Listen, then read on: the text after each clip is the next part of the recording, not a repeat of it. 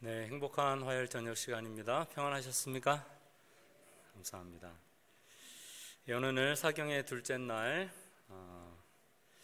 시간입니다. 여러분 교재를 가져가셔서 함께 좀 살펴보셨으리라 생각합니다. 어제 저녁에 우리가 함께 나눴던, 제가 마지막에 살짝 보여드리긴 했습니다만, 제목을 기억하십니까? 오늘은 창조라고 제가 붙였는데요. 어제는 사랑이었습니다. 그렇죠? 네, 화면이 나오면 좋겠는데요. 네. 네, 오늘은 창조, 의의 제사를 드리고 여호와를 의지하며 라고 좀 붙여봤습니다. 매일의 제목을 연결하시면 다른 건 다 잊어버리셔도 매일의 제목만 연결하셔서 이번 사경의 기간이 마치면 우리의 믿음의 고백과 또 하나님께 대한 기도가 우리의 가슴에 남아있으면 좋겠다, 그런 바람이 있습니다. 어제 우리는 사랑과 관련해서 시편 5편에 있는 구절을 아주 짧게 묵상했는데, 이것은 전부 다 성전과 관련된 기도문들입니다. 이건 특별히 언제 드리는 기도라 그랬죠? 아침, 단어로 따지면 보케르라 그래서 이제 여명이 밝아오는 그쯤, 그래서 새벽 기도라고도 하지만 많은 주석서가 뭐라고 표현하냐 하면 첫 시간이라고 묘사를 합니다. 언제 드리는 기도라고요? 첫 시간 기도예요. 요즘은 삶의 패턴이 많이 바뀌어서 아침에 하루를 시작하시는 분들도 있고 새벽에 시작하시는 분들도 있지만, 또 언제 시작하시는 분들이 있습니까? 이제 다른 사람들이 다 잠자리에 들어가면 그때 또 일을 시작하시는 분들도 있어요. 의료 쪽에 계시는 분들뿐만 아니라 택배를 하시는 분들도 그렇고, 누군가가 쉬는 시간에 또 누군가는 봉사를 하는 그런 많은 직군들에 있는 분들이 계십니다. 참 감사한 일이죠. 그래서 우리가 농업을 같이 예전에 하던지 비슷한 시간대를 살아가던 그 시간에는 새벽 기도가 아주 의미 있고 또 중요한 시간이라 생각합니다. 근데 그거보다 좀 더 현실적인 표현이 뭘까 제가 고민을 좀 많이 해봤거든요. 근데 시편 5편을 읽다가 첫 시간 기도라고 하면 어떨까라는 생각을 해봤습니다. 좋게 생각되십니까? 내가 하루를 시작하는 시간이라고 생각되는 그 첫 시간을 하나님께 기도하는 거예요. 그게 밤일 수도 있고 새벽일 수도 있고 누군가에게는 대낮일 수도 있습니다. 그러나 우리의 첫 시간을 하나님께 드리는 것은 매우 귀중하다, 그렇게 생각이 됩니다. 날이 더 추워졌지만 또 이 뜨거운 가슴을 가지고 주의 성전을 찾으신 모든 분들 감사합니다. 여러분, 혹시 오늘 아침에 시편 5편의 구절을 가지고 찬양을 하시거나 기도하신 경험이 있으신가요? 어제 우리가 아침 기도 드리오니 그 찬미를 제가 짧게 소개를 해드렸었습니다. 우리가 7절에 있는 구절만 화면에 보일 텐데요, 함께 읽어보도록 하겠습니다. 오직 나는, 시작. 오직 나는 주의 풍성한 사랑을 힘입어 주의 집에 들어가 주를 경외함으로 주의 성전을 향하여 경배하리다. 아멘. 자, 성전과 관련된 기도시이기는 한데, 이 구절에 보면 주의 집에 들어갔는데 어디를 향하여 경배한대요? 성전을 향해서 경배한대. 조금 이상하지 않습니까? 우리가 성전에 왔는데 성전을 향하여 또 경배한다는 게 좀 어색해요.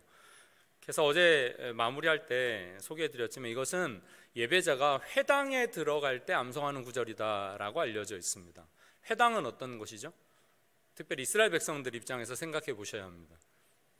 그들은 1년에 3번 정도는 예루살렘 성전으로 하나님께서 내 앞에 다 보이라 말씀하셨기 때문에 갔지만, 그 외에는 다 어디서 모였어요? 회당에서 모였습니다. 말하자면 모 성전이 있으면 이 지교회에서 그곳을 향하여 예배드리는 사람들이 부르는 거예요. 이 모든 것이 다 다윗의 시이긴 한데, 다윗은 지금 예루살렘 성전에서 이 시를 지은 것이 아닌 것 같아요. 그럼 어디서 지었을까요? 분명 그 성전을 사모할 만한 어떤 다른 장소에서 이 시를 기록했을 것입니다. 전통적으로는 회당에서 이 기도문을 낭독했겠지만, 다윗의 생애를 우리가 가만히 보면 그는 아마도 들에서 아굴람 굴에서라든지 무엇인가 좀 숨어 있거나 좀 어려운 지경에서 어디를 향하여? 주의 성전을 향하여 경배하고 기도했다는 사실을 우리가 이 시를 통해서 가만히 생각하게 돼요. 밤새 어떤 일이 있었다 할지라도 그 하루를 시작하게 하시는 하나님께 그는 기도하면서 그의 삶을 시작했습니다. 그리고 성전에 계신 하나님을 향하여 그는 경배하는 것으로 그의 삶을 헌신했던 거죠. 그의 첫 시간 기도가 우리의 기도가 되면 참 좋겠습니다. 이 시편의 마지막 구절로 가면 12절에 여호와여 주는 의인에게 복을 주시고 방패로함 같이 은혜로 저를 호위하시리이다, 이렇게 기록합니다. 이 방패는 작은 방패가 있고 큰 방패가 있거든요. 다윗과 골리앗이 싸울 때 골리앗이 자기의 장수들을 데리고 왔을 때 그것은 큰 방패예요. 여기에 기록하는 이 단어는 큰 방패를 의미합니다. 보호해주는 방패를 의미해요. 하나님, 저를 은혜로 보호해 주십시오 하는 그 기도로 그의 하루를 충실히 살다가 마치게 되는 그의 삶을 우리는 기억해 보게 됩니다. 어제 배운 것 조금 복습하고 오늘은 교재를 본격적으로 좀 나가야 될 것 같습니다. 기억나시죠? 어제가 사랑이었던 이유, 오늘이 창조인 이유가 이 화면에 담겨 있습니다. 왼쪽에 있는 문장만 같이 다시 한번 읽겠습니다. 시작. 우리는 믿습니다. 하나님께서 사랑하시고 창조하시고 구속하시고 내주하시며 변화시키시고 승리하심을. 아멘. 성서에서 이 하나님께서 성경을 통해 우리에게 알려주신 이 진리들을 우리가 발견할 수 있습니다. 이 한 주간 우리가 그 내용들을 더 깊이 다룰 수 있으면 좋겠습니다. 오늘은 제목과 관련된 시편을 먼저 소개하고 나서 시작하는 게 좀 좋을 것 같아요. 특별히 오늘은 화요일이라 우리가 매주 기도회로 모이는 시간이기도 하죠. 시편 4편입니다. 어제는 5편이었고 오늘은 4편인데요. 짧습니다. 딱 8절까지 있는 시편이에요. 5편이 아침에 드리는 기도였다면 4편은 언제 드리는 기도일까요? 저녁 기도입니다. 저녁 기도. 제가 제목에 따온 것이 5절에 있는 구절을 조금 변형한 것인데, 의의 제사를 드리고 여호와를 의뢰할지어다 했어요. 다윗의 시인데 한번 제가 읽어보겠습니다. 내 의의 하나님이여, 내가 부를 때에 응답하소서. 곤란 중에 나를 너그럽게 하셨사오니 나를 긍휼히 여기사 나의 기도를 들으소서. 인생들아, 어느 때까지 나의 영광을 변하여 욕되게 하며 허사를 좋아하고 괴유를 구하겠는고. 여호와께서 자기를 위하여 경건한 자를 택하신 줄 너희가 알지어다. 내가 부를 때에 여호와께서 들으시리로다. 너희는 떨며 범죄치 말지어다. 자리에 누워 심중에 말하고 잠잠할지어다. 의의 제사를 드리고 여호와를 의뢰할지어다. 여러 사람의 말이 우리에게 선을 보일 자 누구뇨 하오니, 여호와여 주의 얼굴을 들어 우리에게 비치소서. 주께서 내 마음에 두신 기쁨은 저희의 곡식과 새 포도주에 풍성할 때보다 더하니이다. 내가 평안히 눕고 자기도 하리니 나를 안전히 거하게 하시는 이는 오직 여호와시니이다. 아멘. 이게 저녁 기도라는 티가 몇 절에서 나옵니까? 8절에 나오죠. 내가 평안히 눕고 자기도 하리니, 이렇게 돼 있어요. 주석가들이 많이 얘기하기를, 제가 이렇게 슬러시로 색깔로 표시를 좀 해놨는데요, 4절과 5절 사이에 구분점이 하나 있고 그 다음에 7절 앞에 구분점이 또 하나 있습니다. 1절부터 4절은 일반적으로 성전에서 예배 봉사를 진행할 때, 이스라엘 제사를 할 때 1절부터 4절은 희생 제물을 준비하는 동안에 이 기도문을 낭독했다라고 되어 있고요, 5절과 6절은 제사를 드리는 동안에 읽었다고 합니다.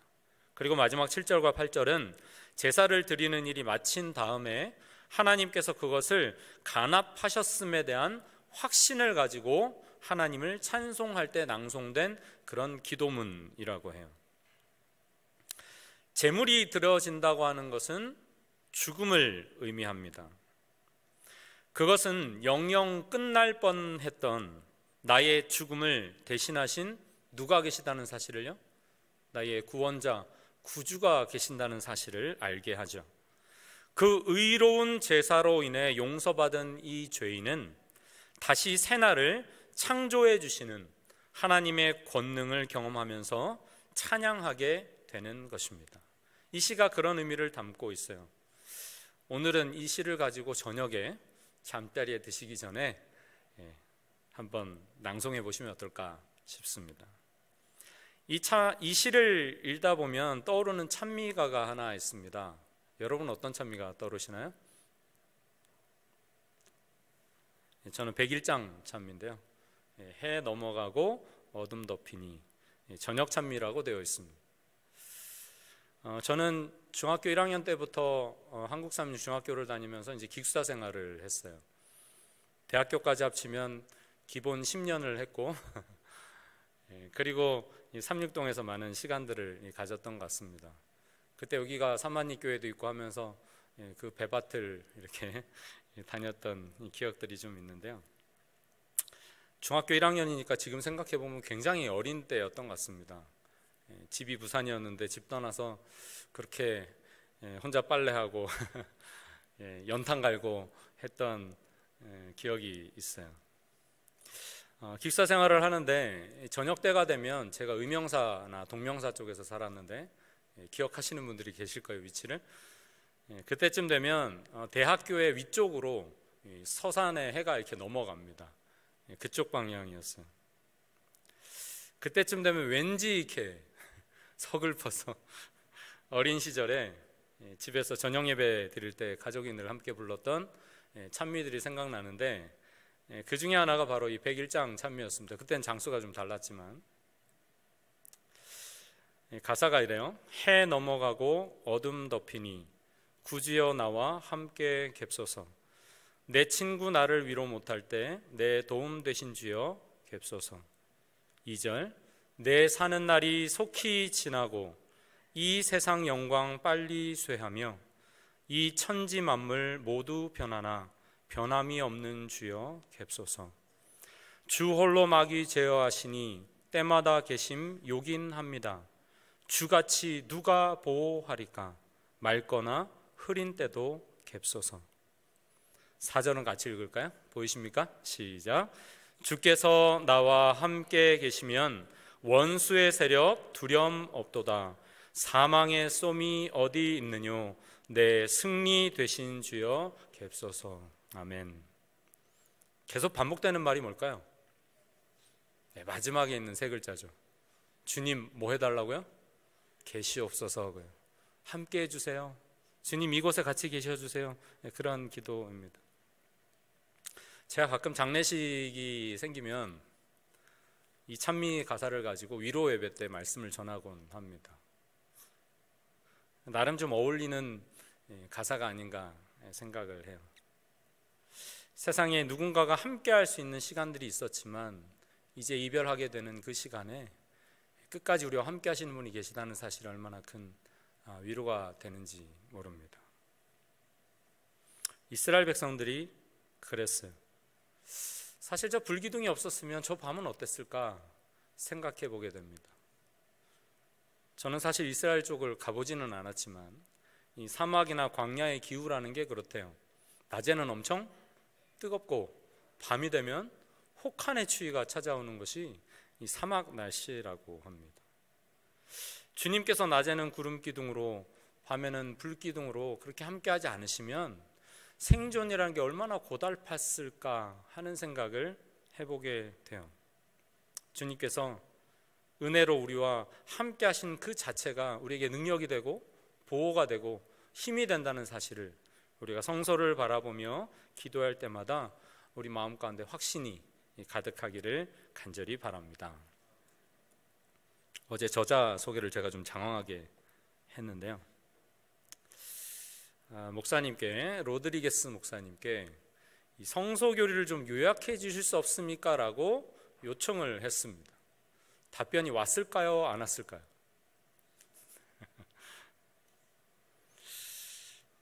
제가 슬라이드 5장으로 정리를 해놨는데, 성소교리의 목적은 하나님의 마지막 때 기별을 하나님, 창조, 죄의 기원, 구원, 교회, 종말론 교리가 어우러진 우주적 서사에 결합시켜서 그리스도를 통해 하나님 본성인 사랑을 드러내는데 그 목적이 있다, 이렇게 성서교리의 목적을 정리해 주셨어요. 좀 압축되어 있어서 문장이 어려울 수도 있습니다. 그래서 세 가지로 우리가 생각해 볼 수 있는데, 첫 번째는 어떤 하나님? 가까이 계시는 하나님이에요. 두 번째는요, 인류의 역사 속에 반역하고 그러나 하나님께서 세우신 언약 가운데 그것을 보존하는 성소를 통하여서 이제는 오실 메시아와 이 성소의 기별들이 우리에게 복음이 되고 있다는 것을 간략하게 요약해 주셨습니다. 첫 번째, 가까이 계신 하나님인데요, 영원 전부터 하나님은 자신의 피조물을 위해 창조하신 시간과 공간 안에 머물기로 하는 우주적 차원의 결정을 내리셨다 그랬어요. 이게 무슨 말일까요? 하나님은 어떤 분이세요? 시간 안에 계실까요? 밖에 계실까요? 이거 표현도 좀 어색하지만 그분은 영원하신 분이라고 분명 말씀하셨습니다. 근데 사람을 위해서 뭐 하셨다고요? 시간과 공간 안에 머물기로 하는 우주적인 차원의 결정을 하셨대요. 엄청난 일입니까? 엄청난 일이에요. 그분은 자기를 품을 수 없는 피조물 안에 거하신다. 우리는 그분을 품을 수 없지만 놀랍게도 그분은 우리 안에 계세요. 하나님의 겸손인가? 그렇다. 이것은 바로 희생이다. 자신을 내주는 하나님의 사랑 때문에 그분은 피조물들 곁으로 내려오셨다. 지적인 존재들은 그분과 교제하고 동행할 수 있으며 그분이 자기를 낮추어 임재하심으로 우주의 역사와 밀착하셨다. 이게 가까이 계신 하나님에 대한 간략한 정리입니다. 두 번째는요, 창조는 두 사건으로 훼손되었는데, 첫째는 그룹 천사 하나가 하늘의 처소에서 하나님처럼 되기를 열망하였기 때문에 그와 그 사자들이 전쟁을 일으켰고 결국 하늘에 거할 곳이 없게 되었어요. 그래서 어디로 쫓겨났어요? 이 땅으로 내어 쫓겼다 그랬습니다. 두 번째 사건은 인간이 그 쫓겨 내려온 그룹 천사와 합류하면서 하나님과의 관계에 금이 갔다는 것이죠. 하지만 이 관계를 회복하기 위해서 하나님의 아들께서 죄 많은 피조물들의 세상에 내려오기로 하십니다. 그래서 첫 번째, 인간에게 그분은 구세주가 되셔서 우리에게 약속과 보증이 되어주시고요, 인간은 그분을 힘입어서 하늘 성소에 들어갈 수 있게 되었다는 거예요. 그분이 우리에게 임하셨기 때문에 우리도 어떻게 할 수 있다고요? 하나님께 갈 수 있게 되었다는 말씀을 합니다. 두 번째는 하나님은 죄와 죽음의 땅에서 인간과 함께 머물며 제사를 통해 희망을 이어가셨다라고 얘기해요. 그냥 우리끼리 그냥 요식행위나 어떤 세레머니를 하는 그런 예식 절차를 거치는 것이 아니라 그 모든 시간에 하나님께서 뭐 하셨다고요? 함께 하셨다고요. 세 번째는 하나님은 이스라엘이라는 나라를 창조하고 구세주를 약속해 주십니다. 창세기 12장 누구 이야기가 나오죠? 아브라함 이야기가 나옵니다. 또한 하늘 성소에서 수행되는 그분의 사역의 유익이 무엇인지 이것을 매개하는 지상 성막에 그분이 스스로 거하기로 선택하십니다. 네 번째, 성소는 하늘 성전의 모형이었고 제사장의 사역은 그리스도의 사역을 예시하는 것으로서 우리에게 제공되었다는 것입니다. 그래서 한 해가 두 가지 예식, 즉 매일 드리는 중보 사역과 매년 한 번씩 있는 속죄일 혹은 대속죄일로 나뉜다는 것을 우리에게 보여줍니다. 매일의 중보 사역은 성소에서까지 행해지죠. 뜰에서 양을 잡아서 성소까지 봉사가 진행되고요. 연례적인 속죄일은 어디까지 들어갑니까? 대제사장이 지성소까지 들어가는 이 사역을 행해서 두 사역의 차이점과 속죄 과정의 진행성이 무엇인지를 보여준다라고 정리해 주셨어요. 마지막 세 번째, 이 모든 예식들이 궁극적으로 보여주는 분은 누구십니까? 우리를 구원하기 위해서 오실 예수 그리스도이시죠. 그 다음은 구주 임마누엘의 강림입니다. 그분의 승천 이후 우주의 역사는 두 시기로 나뉘며 이것은 지상의 제사장 사역에 상응한다. 제사장 사역과 관련해서 이 두 기간이 주어졌다는 거예요. 다니엘은 하늘 성소에서 행해진 메시아의 사역을 2300주야의 예언적 기간 안에 둔다. 그 예언의 첫째 부분인 70일에 70주에 해당하는 기간에 누가 오세요? 메시아가 오세요. 그래서 마지막 일의 절반에 뭐 하신다고요? 예물과 제사를 패한다, 이런 말씀들이 나오죠. 70일의 예언을 우리가 다니엘서 공부하면서 공부했습니다. 그것을 시작을 하시는데 서기 31년에 성소에서 자신의 제사장 사역, 매일의 사역을 시작하시고 자신의 희생으로 말미암은 유익을 신자들에게 적용하는 일이 거기에 포함되어 있다. 그리고 두 번째, 예언의 두 번째 부분에서는 그리스도가 원형에 해당하는 대속죄일이 지성소에서 시작하는 때가 1844년이라고 확인시켜주는 것이다 그랬어요. 그래서 온 우주의 역사가 이 지구를 중심으로 제사장의 사역 두 가지로 나누는데, 한 가지는 70일이고 한 가지는 2300주야를 통해서 보여지는, 그래서 하늘 성소 봉사에 대한 것들을 우리에게 알게 한다는 것입니다. 그리고 마지막 페이지인데요, 심판자로서 그분이 행하시는 사역은 우주적 갈등을 끝낸다. 심판은 첫째로 이 땅의 죄 문제를 해결한다. 즉 재림전 심판으로 하나님의 백성을 옹호하고 그들이 하나님의 처소로 나아갈 기회를 완전히 회복하는 것이다. 둘째로 악인의 심판은 죄의 우주적 문제를 해결한다. 어린 양 앞에 선 그들은 그리스도의 십자가 희생을 목격한다. 또한 그들은 회개하지 않은 죄인인 자신이 죽어 마땅하다는 사실을 깨닫는다. 심판은 하나님의 사랑과 의로우신 품성을 온 우주가 인정하는 가운데 막을 내릴 것이다. 마침내 우리는 하늘 성소의 하나님을 만날 수 있게 되며 그 성소는 이제 지상에 자리 잡는다. 이게 성소교리의 요약이래요. 이 책의 저자가 알려주신 겁니다. 깔끔합니까? 네. 좀 더 세부적인 건 이 책에 들어있긴 합니다만, 앙헬 로드리게스 목사님이 요약해 주셨어요. 이 내용이 어디 있을까요? 여기 있습니다. 여기. 애드벤티스트 월드 2025년 2월호에 사경회가 시작할 무렵에 제가 교회 전을 딱 받아들었더니 이 앙헬 목사님이 한 페이지 요약을 다 해놓으셨더라고요. 얼마나 감사한지. 그리고 앞쪽으로 살짝 가면 특집 기사가 하나 또 있습니다. 성소와 무엇이에요? 교회의 사명이라고 있습니다. 오늘 여러분의 숙제는 이 페이지를 읽으시는 겁니다. 어제도 제가 숙제를 살짝 드린 것 같은데, 성소에 계신 그리스도의 인트로덕션, 머릿말을 좀 읽어달라고 제가 부탁드렸죠. 오늘은 성소와 교회의 사명이라고 하는 이 페이지, 얼마 안 됩니다. 내용이 어렵지도 않아요. 여러분께 꼭 읽어주시면 좋겠어요. 어찌 보면 궁극적으로 우리가 지금 성소 공부를 하게 되는 이유는 1844년에 어떤 그런 이슈들을 다 이해하지 못해서가 아니라, 그래서 이제 우리는 무엇 할 것인가에 대한 질문 때문에 성소 공부를 하고 있는 것일 것입니다. 맞습니까? 네.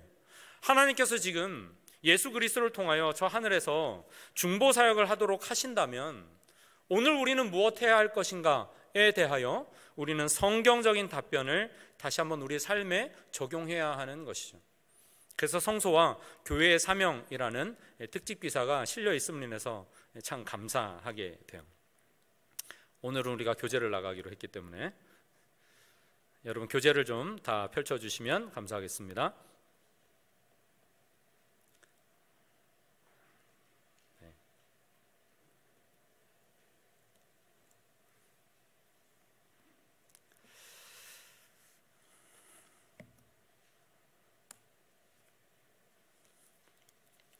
제1장입니다.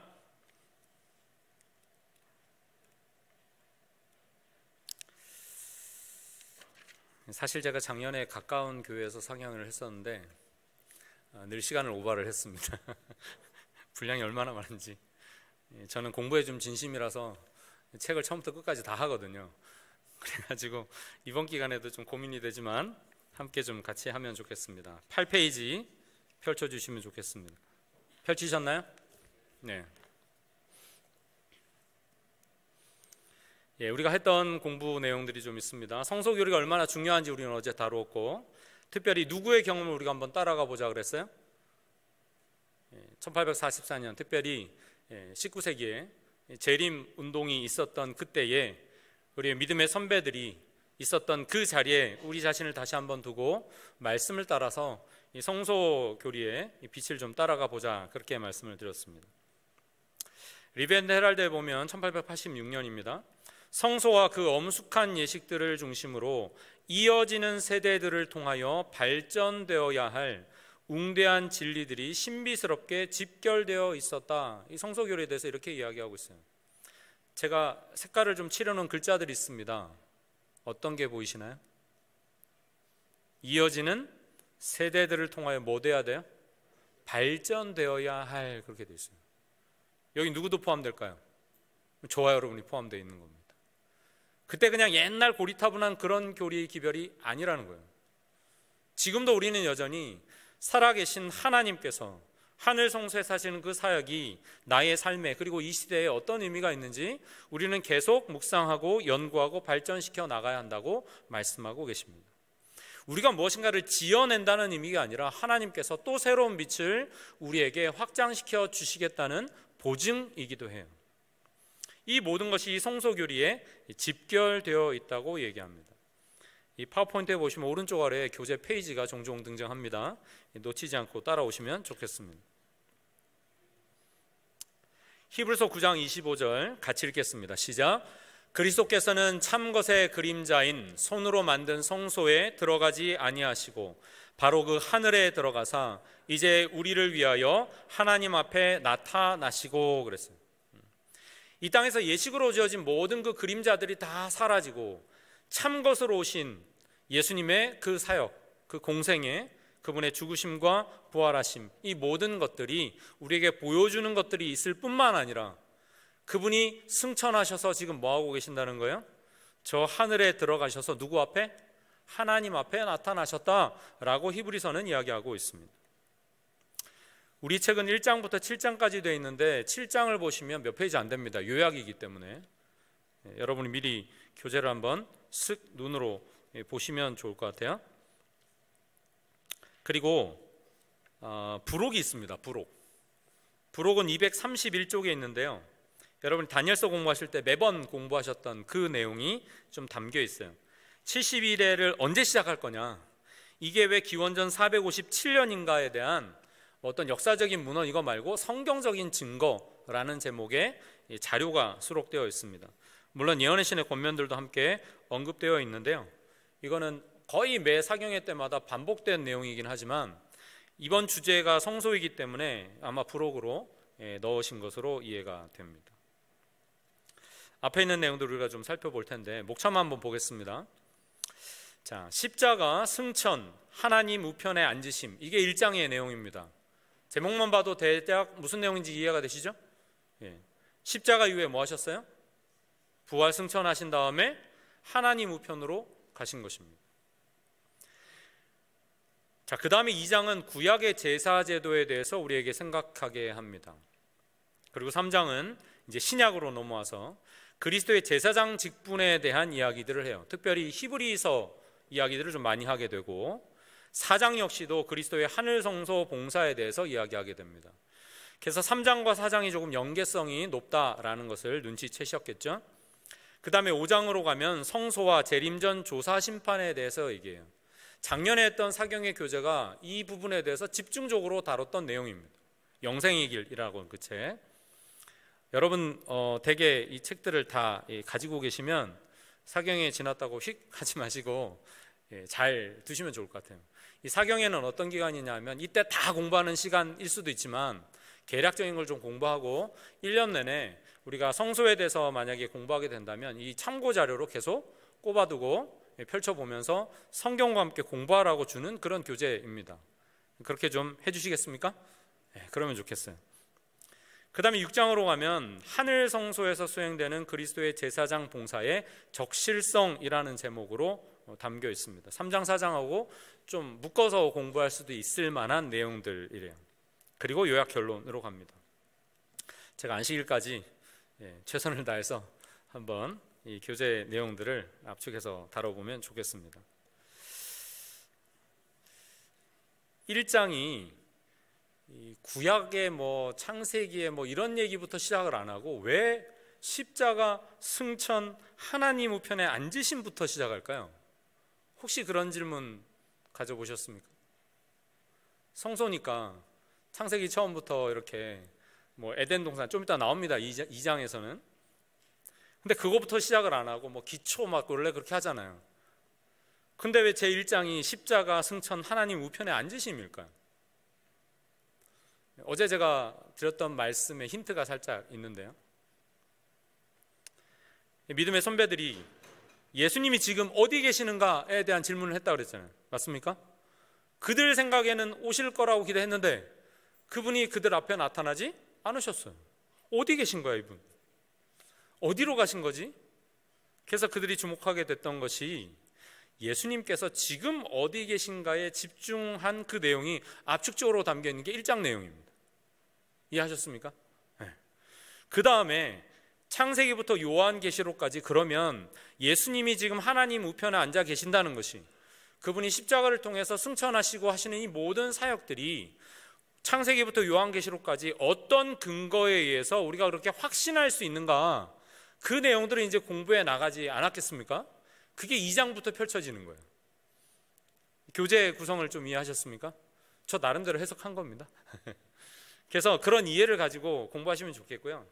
1장은 핵심적인 내용이 아주 압축적으로 짧은 페이지 안에 꼭꼭 눌러서 들어 있습니다. 그래서 그 내용들을 오늘 짧게 좀 공부해 보면 좋겠어요.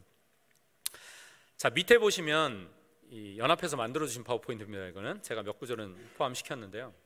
그 밑에 그리스도 사역의 무엇을 이해함이라고 되어 있나요? 연속성이라고 되어 있어요. 연속성. 그리스도 사역의 연속성을 이해함이라고 되어 있습니다. 하나님께서는 범죄가 발생하기 전부터 스가랴서의 평화의 의논을 통하여 누가 이 문제가 발생하게 되면 나설 것인가에 대하여 미리 정해 두셨습니다. 그리고 문제가 발생했을 때 부랴부랴 대책을 세운 것이 아니라 그것을 공표하셨어요. 그게 창세기 3장 15절 말씀이죠. 그 모든 사역들이 인간 세계와 별도로 움직이는 것이 아니라 그분의 모든 전 사역이 계속 연속성을 가지고 이어지고 있었다는 것을 우리가 예수님의 성소 봉사를 통하여 가장 먼저 마음 가운데 새겨두어야 할 내용이다 해서 작게 달아 놓은 것입니다.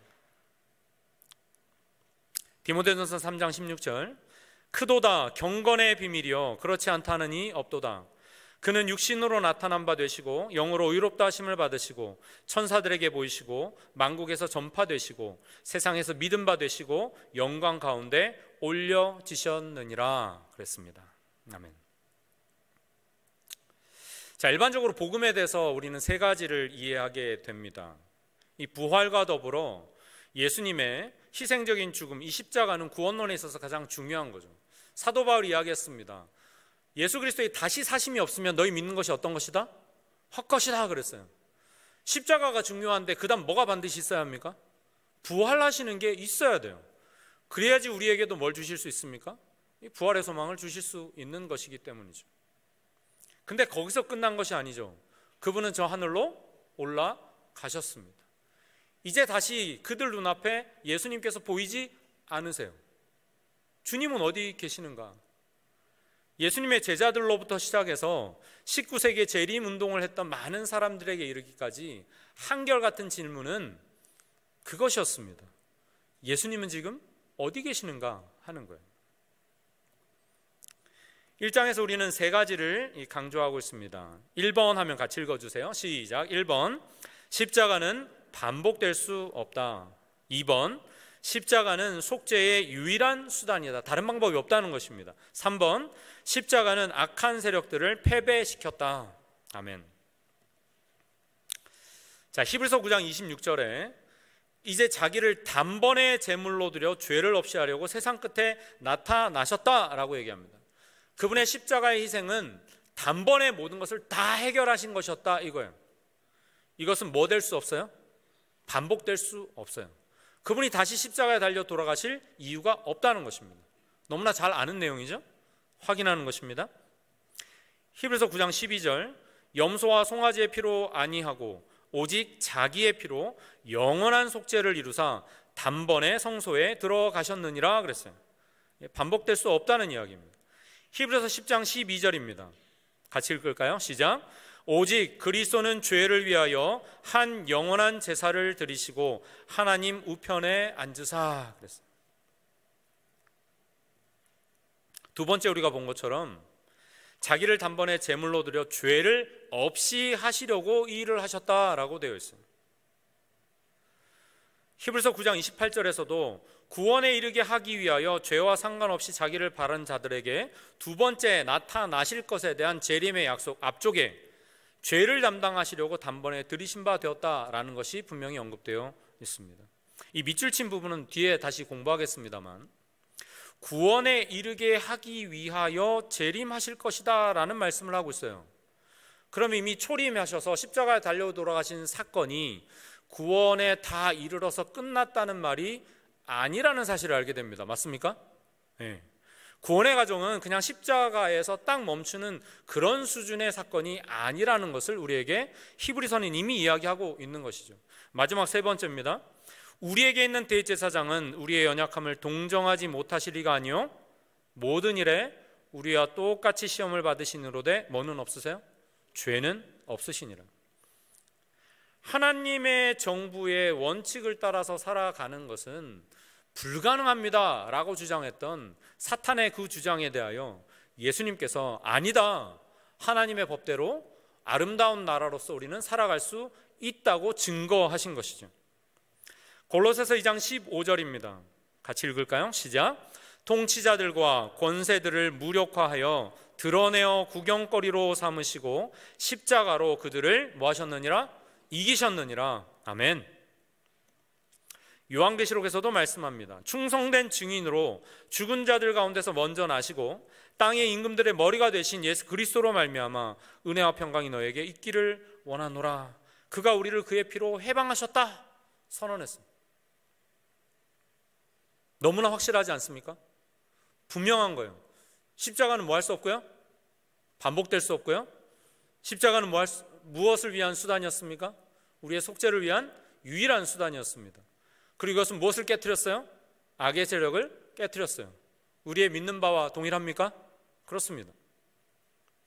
그런데 이게 너무나 확실하기 때문에 사람들이 하나님의 구원의 사역이 여기서 다 끝났다고 생각하는데 문제가 있다는 거예요. 너무나 확실하니까. 그럼 우린 됐지 뭐, 그렇게 자꾸 생각하게 되는 것에 있어서 많은 사람들이 오해하고 있다는 것입니다. 그래서 그리스도께서 지금 무엇을 하고 계시는지, 그분의 사역이 현재 진행형으로서 우리에게 무엇을 가르쳐 주어야 하는지 우리가 살펴보아야 하는 것이죠. 교재 11쪽입니다. 승천 및 하나님 우편에 앉으심이라는 제목이 있을 거예요.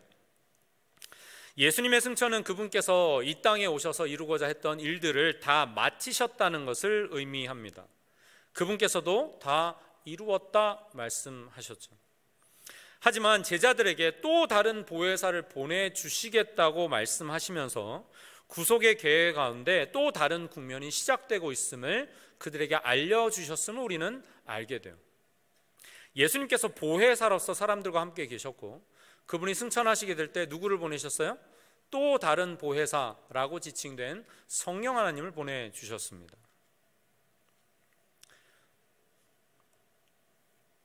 여기 구원에 이르게 하기 위하여 이 말씀을 우리가 좀 주목해 볼 필요가 있다는 것이죠. 예수님께서 승천하셔서 그분이 하실 일이 있다고 히브리서는 우리에게 이야기해 주고 있습니다. 그래서 히브리서 8장 1절은 지금 우리가 하는 말의 요점이 무엇이냐 하면 이러한 대제사장이 우리에게 있다는 것이다. 그는 하늘에서 지극히 크신 이의 보좌 우편에 앉으셨다라고 이야기해 주고 있어요. 이 보좌 우편에 앉으셨다는 말이 뭘까요? 이 교재에서는 이 승귀라는 한자어를 쓰고 있습니다. 높이 들림을, 고귀하게 들림을 받았다, 이런 의미를 가지고 있죠. 보좌 우편에 앉으셨다는 표현이 강조하는 것은 신체적인 자세가 아니라 그분이 이제 취하게 되신 지위와 기능이 무엇인지 우리에게 알려주는 표현이라는 것입니다. 다시 말하면 요한계시록에도 언급되어 있지만 하나님과 공동 통치자로서 지니는 그분의 역할과 기능이 무엇인지 우리에게 보여준다는 거예요.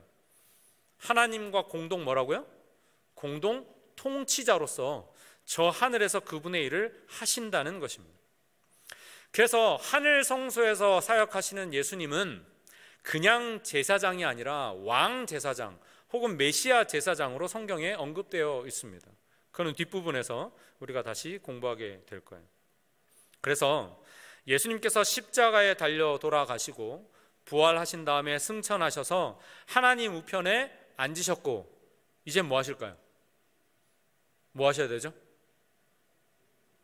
우리가 그렇게 고대하는 대로 우리 눈앞에 나타나셔야 돼요. 맞습니까? 기다리세요. 두려우세요? 아담과 하와는 그랬거든요. 재림하셔서 다시 오시기로 했어요. 빌립보서 2장 5절부터 11절이 그 내용들을 아주 잘 보여주고 있다고 교재는 설명합니다. 너희 안에 이 마음을 품으라. 곧 그리스도 예수의 마음이니 그는 근본 하나님의 본체시나 하나님과 동등됨을 취할 것으로 여기지 아니하시고, 원래는 하나님이시고 동등하시지만 낮추셨다. 승귀의 반대말이 7절에 있는 자기를 비워 종의 형체를 가졌다는 표현입니다. 사람과 같이 되었고 사람의 모양으로 나타나셨음에 자기를 낮추시고 죽기까지 복종하셨으니 곧 십자가에 죽으심이라. 이러므로 하나님이 그를 지극히 높여 모든 이름 위에 뛰어난 이름을 주사 하늘에 있는 자들과 땅에 있는 자들과 땅 아래에 있는 자들로 모든 무릎을 예수의 이름에 꿇게 하시고 모든 입으로 예수 그리스도를 주라 시인하여 하나님께 뭐하게 하셨다고요? 영광을 돌리게 하셨느니라 그랬어요. 그래서 예수께서 십자가에서 그분의 희생 사역을 다 마치셨지만 하늘 성소에서 그분의 백성들을 위해서 왕과 제사장으로서 여전히 뭐하고 계세요? 일하고 계신다는 것입니다. 예수님께서는 대제사장으로서 그분의 희생에 근거한 그 혜택을 이제 그분을 믿는 자들에게 적용하고 계시는 사역을 하고 계십니다. 그분의 십자가가 오늘 내 삶에 상관없는 게 아니라 아주 밀접하게 상관이 있다는 것을 그분의 하늘 성소 봉사를 통해서 알려주고 계신다는 거예요. 감사하지 않으십니까? 하늘 성소에서의 그리스도의 중보 사역은 십자가를 보충하는 것이거나 십자가에 이렇게 붙어있는 부록이 아니라는 거예요. 전체를 이루는, 하나님의 구원의 과정을 전체를 이루는 것에 아주 필수적인 부분이라는 것입니다. 우리가 이 성소, 이 단면도만 봐도 그게 무슨 말인지 대번에 알 수 있어요. 그러므로 교회가 하늘 성소에서 중보자로서 하시는 그분의 사업의 참된 성격을 온전히 이해하는 것은 매우 중요하고 적실하다 그랬습니다. 그래서 그 적실성이 6장에 좀 더 풀어서 설명되어 있습니다. 이게 1장 요점이에요. 오늘 드디어 1장을 마쳤습니다. 예. 앙헬 로드리게스 목사님이 교회 지남의 특집 한 페이지를 가지고 다 요약해 주셨고 우리가 1장에 압축되어 있는 내용도 다 공부했어요. 그럼 뭘 더 공부해야 될까요? 나머지 있는 이 챕터들을 가지고 몇 가지를 좀 더 보겠습니다. 제가 21분이기 때문에 굉장히 갈등하고 있습니다. 더 할 것인가 말 것인가. 2장을 잠깐 좀 보실까요? 예, 구약의 제도를 보는 것입니다. 요즘 제 컴퓨터가 좀 말을 잘 안 들어서 죄송합니다. 아까는 예수 그리스도의 사역의 연속성에 대해서 우리가 하늘 성소 봉사까지 그 이어지는 그림을 가지고 한번 딱 압축해서 정리했습니다. 이해하셨나요? 네. 좀 압축된 문장이라 그럴 수 있지만 우리가 이미 아는 내용들을 이렇게 좀 표현을 해둔 것입니다. 그러면 예수님께서 저 하늘에서 대제사장으로 사역하신다는 것이 무슨 의미가 있는가? 우리가 전도회 때나 혹은 성서교리 공부하거나 다니엘서나 요한계시록 공부할 때마다 반드시 포함시켜야 되는 내용들이 여기 다시 제공되고 있습니다. 성경은 누구에 대해서 증거하는 것이라 그랬죠? 예수님에 대해서 증거하는 것이라 그랬어요. 누가 그 말씀을 하셨습니까? 예수님 자신이 말씀하셨어요. 요한복음 5장 39절에서 그 말씀을 하셨습니다. 나에 대하여 증언하는 것이다 라고 하셨을 때 그분이 구약과 신약의 증언을 통하여서 그분의 구원의 사역이 얼마나 방대하고 얼마나 우주적인지 로드리게스 목사님이 계속 표현했던 우주적 이런 표현들이 그 차원에서 이야기하는 것입니다. 구약의 제사제도는 한 5가지로 우리가 공부하게 되어 있는데요. 첫 번째는 이스라엘 이전 시대의 제사제도에 대해서 생각해보고, 그 다음에 부족장들이 있었던 시대의 제사를 생각해보고, 그 다음에 출애굽기에 특별히 나타나 있는 이스라엘의 제사 제도에 대해서 보게 됩니다.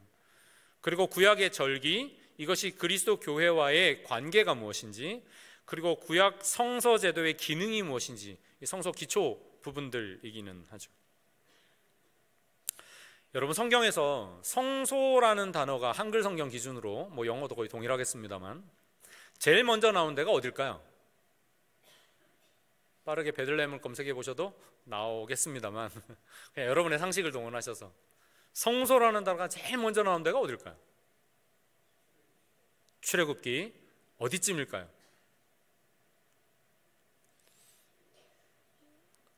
10계명쯤일 것 같기도 한데, 그렇죠. 찾아보시면 15장 17절에 가장 처음 나옵니다. 15장 17절. 의외로 좀 빨리 나오는 듯 하기도 하고 그렇습니다. 성소제도는 그러면 그 전에는 없었을까요? 뒤쪽에 보면 기능적인 어떤 성소에 대한 이야기들도 쫙 풀어놓은 교제의 내용들을 우리가 보게 됩니다. 출애굽기 이전에도 성소제도는 있었겠죠? 목차가 이미 그 사실을 우리에게 공부해 보라고 알려주고 있습니다. 창세기에는 있었을까요? 어디에 있었죠? 교재를 읽어보신 분들은, 또 이미 공부를 하신 분들은 알고 계실 겁니다. 에덴 동산이 성소였다라고 우리에게 알려줘요. 성소는 죄 문제 해결용 아니었나요? 근데 에덴 동산은 범죄하기 전에는 죄 문제를 해결할 이슈는 없었는데 왜 에덴 동산이 성소라고 이야기하는 걸까? 한번 질문해 볼 수 있습니다. 뒤집어서 생각하면 성소는 가장 먼저로는 죄 문제를 해결하는 용도가 1번이 아니었다는 사실을 우리가 생각해 보게 돼요. 우리에게 있어서는 광야에 있는 그 성소가 익숙하지만 하나님 입장에서는 좀 다릅니다. 하나님께서 성소라고 하면 그분이 가장 먼저 떠올리시는 이미지가 뭘까요?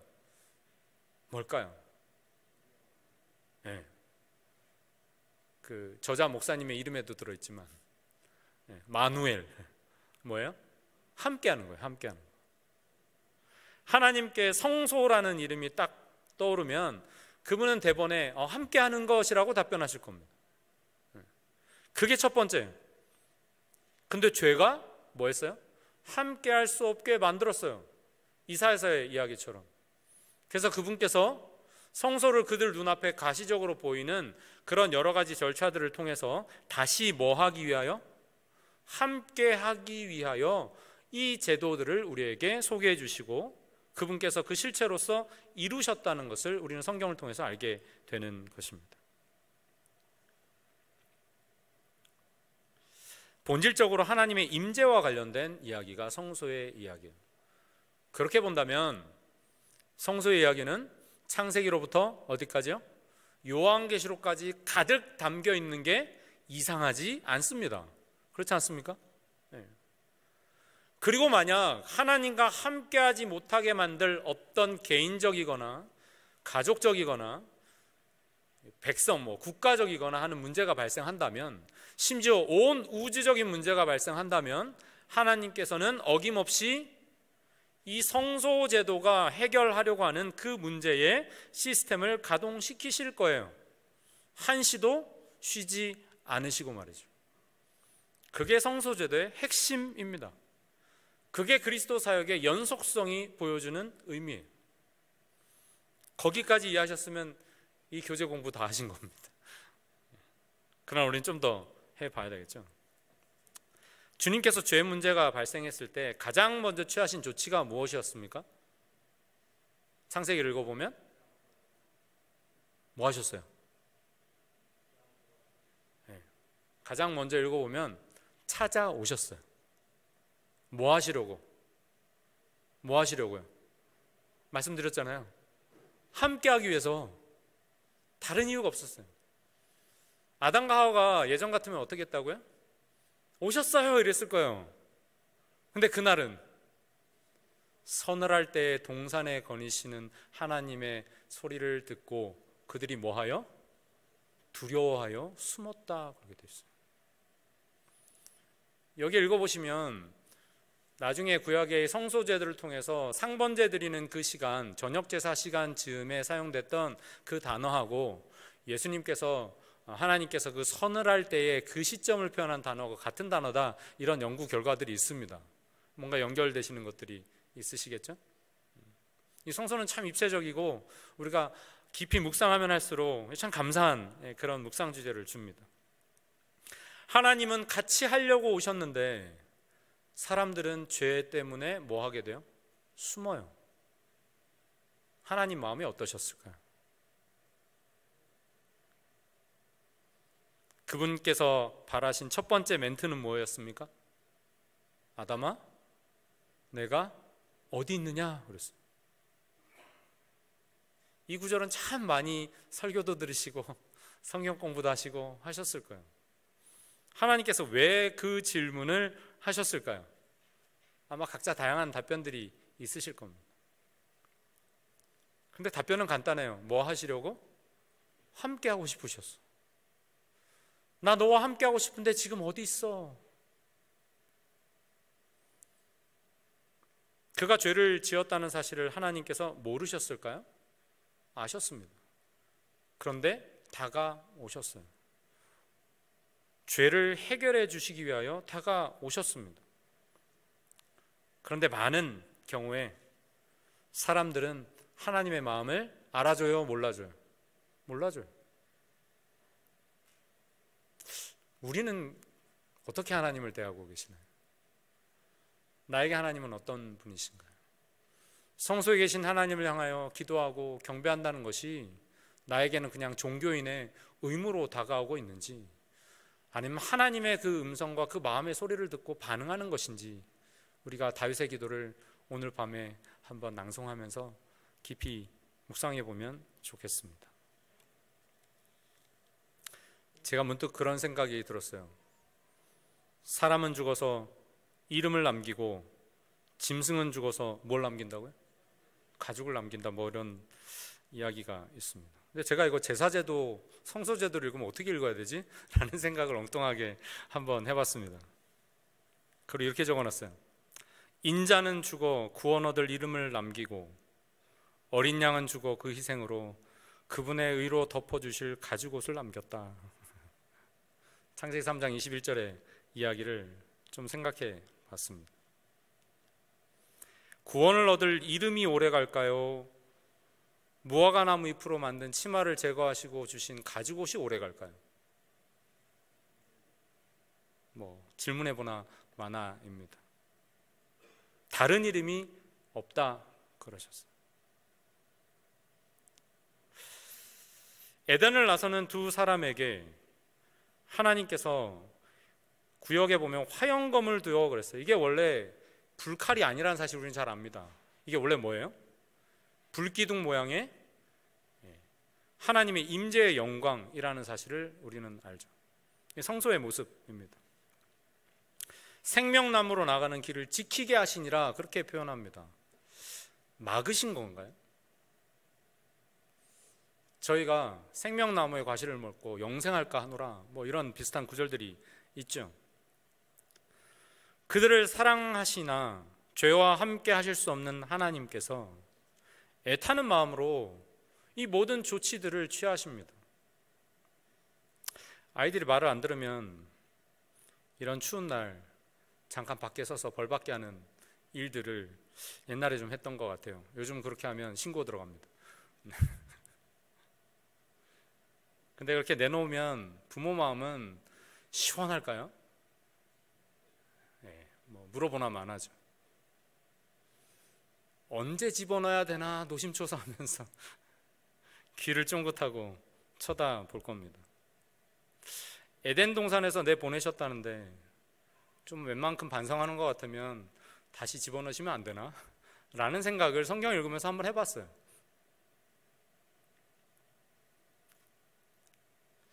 사랑과 공의 하나님께서 그분의 말씀에 기초하여서, 그분의 율법에 기초하여서 모든 것들을 공정하게 그러나 사랑으로 해나가시는 일들이 인간적으로 생각해보면 참 쉽지 않으셨겠다라는 그냥 감정이 들었습니다. 하나님은 그것을 넘어서시는 분이시겠지만 말이죠. 그런 딜레마를 풀어내는 게 소위 신정론이라고 하는 것인데, 우리가 이번 1기 때 공부하는 교과 내용이 다 그거예요. 여러분이 지금 공부하고 계셔서 아시겠지만, 범법하여서 무법한 세상에서 변치 않는 사랑의 법의 원칙에 따라서 그것을 해결해 나가셔야 하는 하나님의 그 오래 참으심, 그 인내가 성경에 가득 기록되어 있는 것입니다. 그래서 역사가 그렇게 늘어진 거예요. 그 성소가 노아 시대 홍수가 나기까지 계속 이 지상에 있었대요. 참 이상하지 않습니까? 하나님의 사랑이 무엇인지를 끊임없이 밝혀주고 보여주는 성소가 버젓이 있는데, 재림이 가까우면 우리의 시대가 누구의 시대와 같을 거라고요? 노아의 때와 같을 거다, 그렇게 말씀하셨어요. 우리에게 하나님께서 성소의 놀라운 빛을 주셨는데 분명한 증거가 있고, 성경 표현에 의하면 120년간 누가 또 외쳐요?